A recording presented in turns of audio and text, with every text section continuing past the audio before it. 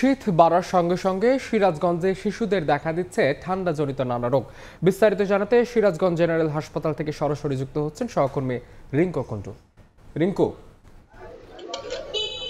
গত কয়েকদিন ধরে সিরাজগঞ্জে তীব্র ঠান্ডা অনুভূত হচ্ছে এবং এই তীব্র ঠান্ডার কারণে যে প্রভাবটি পড়েছে আমরা দেখছি যে শিশু এবং বৃদ্ধদের উপর। আমরা সকাল থেকে আছি সিরাজগঞ্জ 250 শয্যা বিশিষ্ট জেনারেল হাসপাতালে এবং আমরা এই হাসপাতালটির শিশু ওয়ার্ডে দেখেছি যে তিল ধারণের ঠাঁই নেই, কারণ প্রতিটি বেডেই কিন্তু আসলে শিশু যে বিভিন্ন রোগ, ঠান্ডাজনিত বিভিন্ন রোগ নিয়ে কিন্তু আসলে অভিভাবকরা এসেছেন এবং সেই সাথে বেডে জায়গা না হয় কিন্তু মেঝেতে এবং বারান্দায় তো কিন্তু আমরা দেখেছি যে অনেক রোগী কিন্তু ভর্তি রয়েছে।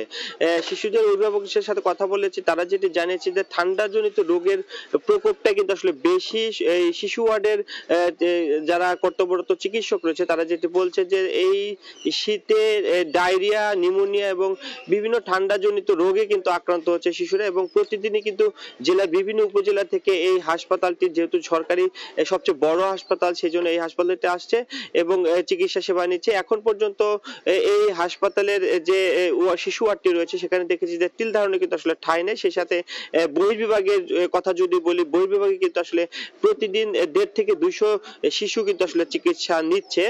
স্বাস্থ্য বিভাগ যেটি বলছে, অর্থাৎ শিশু চিকিৎসকরা যেটি বলছে যে এই শীতের যে শিশুদের নিরাপদ রাখা এবং গরম কাপড়ে তাদের রাখা, সেই সাথে ঠান্ডা যাতে না লাগে সেদিকে আসলে খেয়াল রাখার কথা তারা আসলে বারবারই বলছে এবং অভিভাবকদের সচেতন হওয়ার কথা কিন্তু আসলে বলছে। আমরা দেখেছি যে বিশেষ করে যদি বলি যে চরাঞ্চল এবং সিরাজগঞ্জের বিভিন্ন উপজেলা থেকে কিন্তু এই হাসপাতালটি আছে, সেই সাথে উপজেলা স্বাস্থ্য কমপ্লেক্স যেগুলো রয়েছে সেগুলোতে কিন্তু আসলে এই যে ঠান্ডাজনিত নানা রোগে আক্রান্ত হয়ে প্রতিদিনই কিন্তু আসলে শিশুদের নিয়ে তাদের অভিভাবকরা আসছে এবং অনেকেই ভর্তি থেকে চিকিৎসা।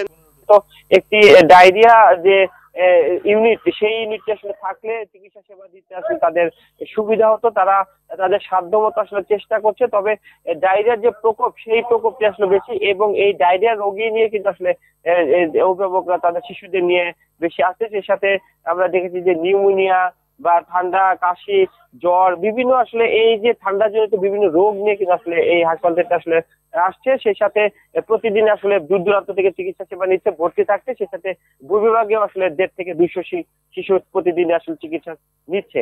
তো এই ছিল সিরাজগঞ্জ জেনারেল হাসপাতাল থেকে আমার কাছে ঠান্ডা জনিত রোগ বালাইয়ের সবশেষ খবর।